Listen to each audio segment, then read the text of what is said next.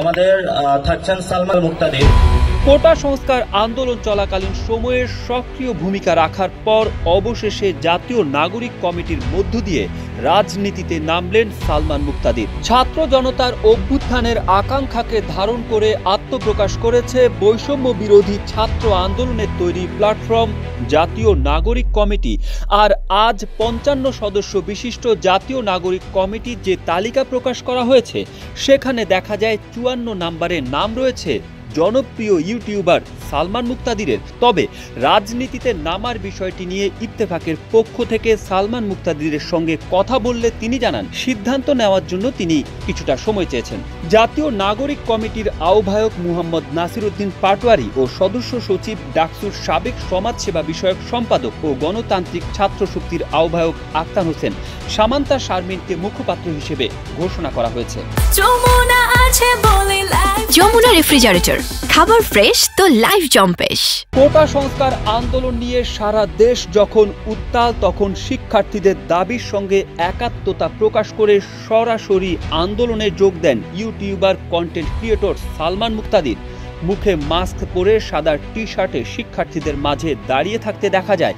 পুলিশের টিয়ার শেলে আক্রান্ত হতে দেখা যায়। শুধু তাই নয়, সামাজিক যোগাযোগ মাধ্যমে কোটা সংস্কার আন্দোলনে হামলায় আক্রান্ত শিক্ষার্থীদের পাশে দাঁড়ানোর ঘোষণা দিয়েছিলেন তিনি ফেসবুকে লিখেছিলেন, এমন কোনো ছাত্র আছেন যিনি হামলার শিকার হয়েছেন বা হলে ঢুকতে পারছেন না, আমি আপনাদের দায়িত্ব নেব।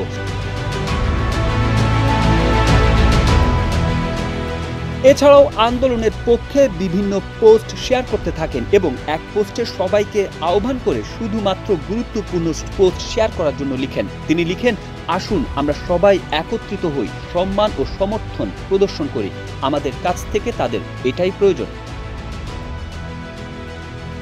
প্রথমে কোটা সংস্কার আন্দোলন, সেই আন্দোলন থেকে সরকার পতনের এক দফা দাবি। দেশের ইতিহাসে প্রথমবারের মতো গণ অভ্যুত্থানের মুখে সরকার প্রধানের দেশ ছেড়ে পলায়ন। বৈষম্য বিরোধী ছাত্র আন্দোলনের নেতৃত্বে এই আন্দোলনে অংশ নিয়েছিলেন দেশের ছাত্র জনতা। শেখ হাসিনার সরকার পতনের এক মাসের মাথায় এবার নতুন প্ল্যাটফর্ম হিসেবে আত্মপ্রকাশ ঘটেছে আন্দোলনের নেতৃত্ব দেওয়া বৈষম্য বিরোধী ছাত্র আন্দোলনের তৈরি প্ল্যাটফর্ম জাতীয় নাগরিক কমিটি।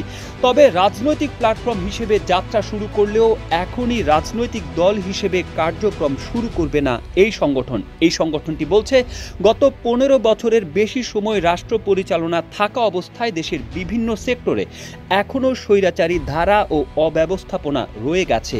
এমন অবস্থায় যাত্রা শুরুর পর জাতীয় নাগরিক কমিটি সারা দেশের জেলা, উপজেলা ও মহানগরে তাদের কার্যক্রম শুরু করবে। এক্ষেত্রে তাদের প্রথম কাজ হবে সংস্কার।